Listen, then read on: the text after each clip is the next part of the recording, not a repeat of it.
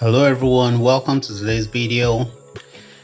We'll be addressing the leaking oil pan in this video and also going for a test drive. So let's dive right into it. Here's my replacement pan, all cleaned up and prepared carefully, because with this kind of job, your preparation has to be very good if you don't plan to do the job twice. Using a razor blade, I went around the edges along the maintenance surface carefully and took away the old gasket material as much as I could, and then eventually I got the whole oil pan washed with a green sponge and dishwashing fluid. So there it is. I think it's clean enough. It doesn't have to be squeaky clean. I think this is good enough. So because I don't have Honda Bond, I'll be making use of this. Had it for a while, still likely going to do the job properly. So right now I'm going to jack up the front of the car and then commence taking off the old and leaking oil pan. With the vehicle carefully supported on jack stands at the front, I already drained out all the engine oil a couple of days ago, so I shouldn't have any issues with engine oil dripping. Then I also took out the exhaust previously, like I mentioned in the previous video.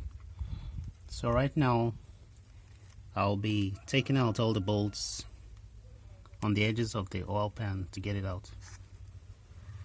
With the surrounding bolts removed and carefully prying off the oil pan, this is what we have.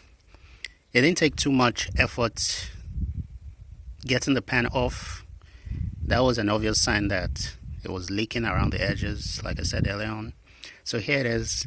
Another interesting fact is that the oil pan looks really full of sludge and dirty, but the underside of the engine doesn't match up, and that supports the fact that the oil pan was replaced at some point. So let's check out what the pickup tube looks like. So here we are under the vehicle. That's the pickup right there. Like I said, this portion of the engine doesn't match up with the oil pan, so definitely the oil pan was replaced at some point. So here it is, not looking very bad. So next I'm going to clean up the surroundings and prepare for the replacement oil pan. With full access to the oil pickup strainer, as we can see in this picture, it's always a good idea to check that there are no particles or debris in the filter material. So using a pick, I checked inside, and to my surprise I found some dirt and aluminum foil, possibly from a previous oil change. Here's the scraper I used in preparing the mating surfaces. It worked a lot better than using just a razor blade, and I recommend it for this kind of job. Here's the replacement oil pan with the RTV silicone applied around the edges. I'm used to applying this way. I guess I picked this up from working on the Volvo that deals with anaerobic sealant. It's worked fine for me this way several times, so I see nothing wrong in doing it this way. So here's also a close-up of the pan. I successfully installed the oil pan and torqued the bolts down to about 9 foot-pounds. I must confess that the bolts on the front of the engine, that's on the serpentine belt side, were quite difficult to deal with. It's been 2 days since I got the oil pan installed. Everything's looking good. I also got replacement bolts right here and right here. As you can see, it all lines up right now. I'm still yet to get the cover for the torque converter. I put this bolt right there, so I don't need to search for one once I get the cover. So right now I'm in the process of installing the catalytic converters. As you can see, I found it easier installing the oxygen sensors on the catalytic converter casings before bolting on the catalytic converters, and then afterwards I slid it in as I'm showing here. This made the job a lot easier. With the catalytic converters installed, here's what we have. I must confess that it looks pretty good now, and everything fits really good and looks much cleaner compared to the oily mess we had on there before. Next, I tackled the upper transmission mounts. To the left was the mounts that didn't fit. The right was the replacement, and it definitely fit. So onto the car to get it installed. The installation was quite straightforward in that all I had to deal with were 14mm bolts. The only part that was kind of weird was the fact that towards the end, the bolts that went through the rubber portion of the mount had to push down on the mount in order to make contact with the lower metal piece and thus stretch the rubber portion of the mount. Also, I found out the wrong mount belonged to the 4-cylinder version of the same car. Next, I got the engine air filter installed. Felt really good seeing the air intake installed again after such a long time. With a battery installed, it was finally time for the test drive. With a quick check done on the tires, I took fuel supplies and set out on the test drive. Well, fellas, I've been driving the 2003 Honda Accord for a while now. In fact, I put on about 8.3 miles. What can I say? Let me start by saying that it was a successful test drive. Obviously, I'm not broken down by the roadside, so that's a good thing. And let me start it up right now. I don't have a check engine light, so that's also a good thing. I also stopped over to get some gasoline, so we're no more close to empty. That works. Obviously, I still have some lights on. I'm yet to replace the ABS wheel speed sensors, so we still have those lights.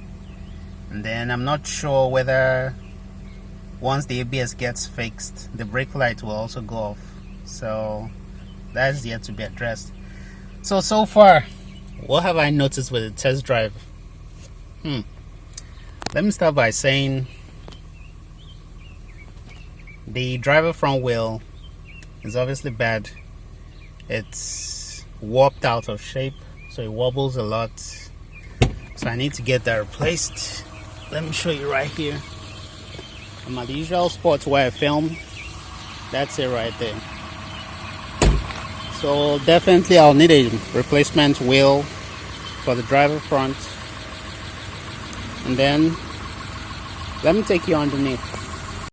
You may not notice it, but the engine still leaks oil. I guess the oil filter housing gasket still leaks, and then I also think the rear mainsail is leaking, unfortunately. That's definitely another big job. Like I was saying earlier on, because of the bad driver front wheel, I couldn't really ascertain the suspension because the tire is in extremely bad condition. So opening up the hood, everything looks alright.